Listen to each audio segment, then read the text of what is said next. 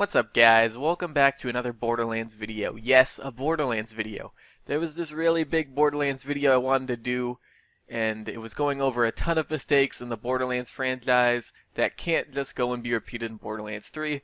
It was a big task that I never really got around to working on, so what I decided to do was turn it into a series rather than just have it be one big video that I'd never actually make. That way you guys that want Borderlands videos can have them, and I can go over each topic and mistake in more detail than I would have been able to originally in the one big video. Sound good? Hope so. I have plenty of topics and mistakes to make videos on. How frequently I make and upload these is undecided though. Maybe you guys can help motivate me. Anyway, let's go ahead and get into the video itself.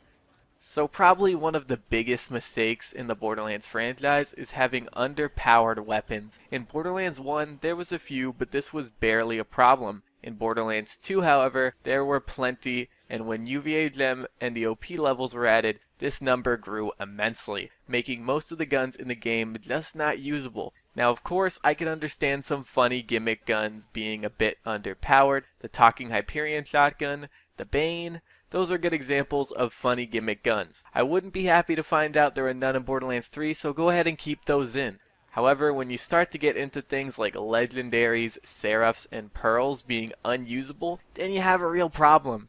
Those three weapon classes are the strongest the game has to offer. They aren't exactly easy to get either. They could take a lot of time to farm or grind for, and to finally get one and realize it's just utter garbage is something that leaves you feeling unrewarded and like you wasted your time. Let's go ahead and look at seraphs first. Now these weapons were placed above legendary in rarity, but they weren't exactly stronger, for the most part at least. Many of them felt like sister weapons to already currently standing legendaries. Little sisters at that. Practically none of them felt stronger, even though you had to farm certain raid bosses over and over to acquire seraph crystals to purchase these weapons with. Let's take a look at one or two of them. The Actualizer was just like the bitch, except it had slower projectiles and it took longer for the accuracy to reach its max, much longer. The Tattler was like a Slagga, but it wasn't always slag and had these big projectiles that spread out a lot and they were really slow. It even always came with the blade attachment, making it that much worse since no melee character would use it over something like the Rapier or even a bladed Grog Nozzle or Ruby.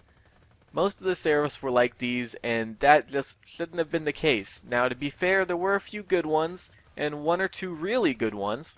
The Leadstorm, which was like the sister to the Shreddifier, actually wasn't that bad at all. It was interesting and did reasonably good damage when used right. There was the Seeker too, which actually wasn't really like the sister to the Kerblaster at all. It was really unique. It fired seeking explosive projectiles that did pretty respectable damage.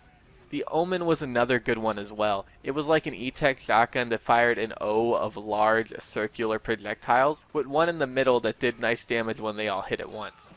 This is known for being one of the only useful TDR weapons in the game.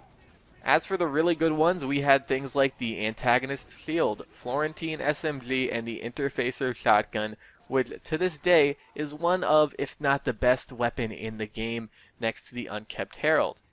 Weapons and items like those three should be the standard for seraph weapons since they require farming the toughest bosses the game has to offer. If brought back in Borderlands 3, which they should since the whole seraph thing is still a mystery to us all, then they should all be at that level of power. If they're going to be above legendaries in rarity, then they need to be as good or better than them. Speaking of legendaries, let's talk about those. Now, even before UVA Gem's release, there were a few legendaries that were just pretty bad, like the Deliverance and the Madhouse for example. These were just awful weapons that were outshined by purples and even some regular blues. A regular old blue Hyperion or Jacob shotgun with the right parts would decimate the Deliverance in terms of performance. It had a cool idea. You throw it away to reload like any TDR weapon, but instead it flies around and shoots at people. It's a pretty cool concept with really poor execution. Legendaries need cool concepts and unique perks like this, but they just have to have the good performance to go with it for it to matter. As for the Madhouse, well, this gun disappoints me so much that I don't even feel like talking about it. I mean, just look at it for yourself. I have no idea who made this weapon, but they must have been on something. Now, after UVA Gem and all that came out, practically every legendary fell from grace. Only a few stood tall after OP8 was reached. The Unkept Herald and the Norfleet. Now yes, there were a few others that were still pretty alright on certain characters with certain builds, but at that point they lost a lot of that legendary feel since they were so restricted. The Herald and Norfleet could be used on any character, with any build, to great effect. They were just that strong. Now, without a doubt, the Norfleet absolutely deserved to be the strongest weapon in the game with how rare it was. You either got this from Vermivorous, which was a rather rare spawn, or you got this from Hyperius later on, when that was added. Even then, it was still a really rare drop. Regardless of that though, it shouldn't be the strongest just because everything else is so much weaker. Every legendary should have been around the Herald's level of power, maybe not quite as strong since that gun with a double penetrating prefix was a complete and utter monster, but you know, at least close. Now, I'm not going to go over every legendary because that would drag the video on too much, but I do want to bring up the Ogre before we move on to Pearls. In Borderlands 1, the Ogre was an explosive Atlas weapon of mass destruction that just pumped explosions into your enemies with a lightning fast fire rate. It was enough to bring Mr. Torg to tears. When we heard this weapon was being added to Borderlands 2 with the Tiny Tina DLC, we all got really excited and scrambled to get it. From what I remember, and I could be wrong, but I was able to get the drop on footage and on YouTube before anyone else, at least anyone who was known at the time. And I mean just the drop footage, I wasn't the first one to go out and actually figure out how to get it.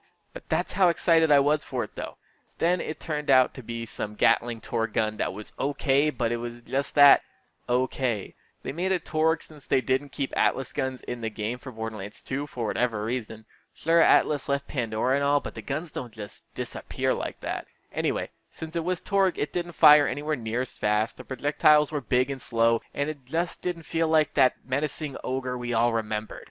It was a huge letdown, especially with it being pretty difficult to get. You had to go through Merlin's temple and get past all these enemies and traps just to get to the end and level up an orc to the king of orcs and kill him for a chance to get it to drop. A pretty high chance albeit, but it was still just a chance even though you were going through all that hassle. The Ogre should have been on par with the Unkept Herald, but alas, it was just another okay weapon that laid forgotten in a sea of them. Now on to the most disappointing of them all, Pearls. Pearls really only dropped from tubby enemies with their rare spawns. They aren't hard to kill, but they're rare.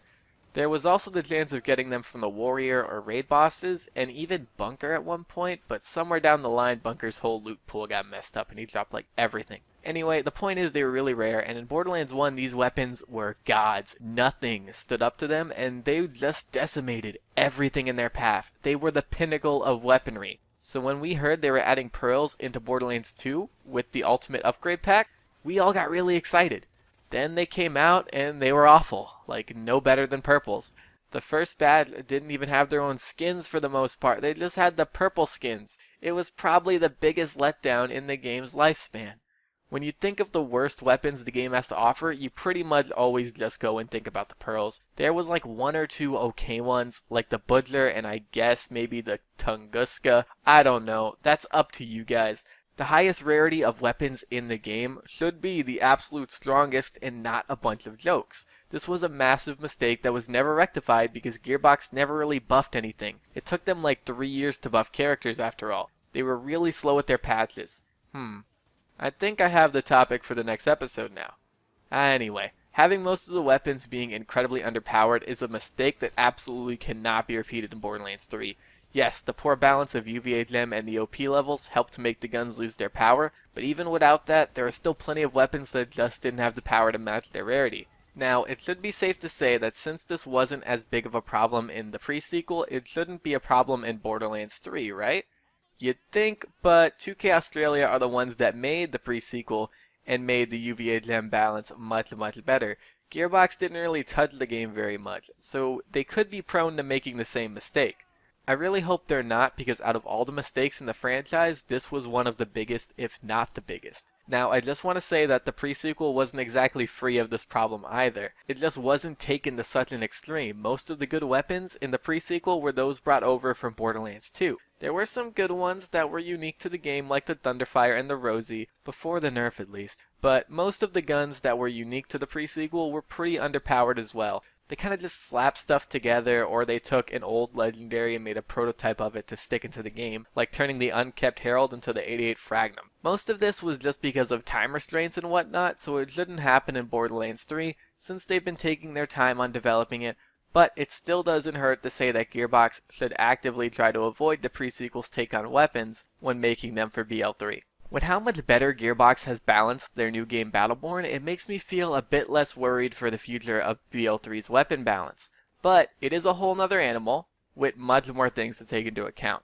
Thankfully, Borderlands is a PvE franchise, so making things really strong isn't that big of a problem and doesn't really upset anyone.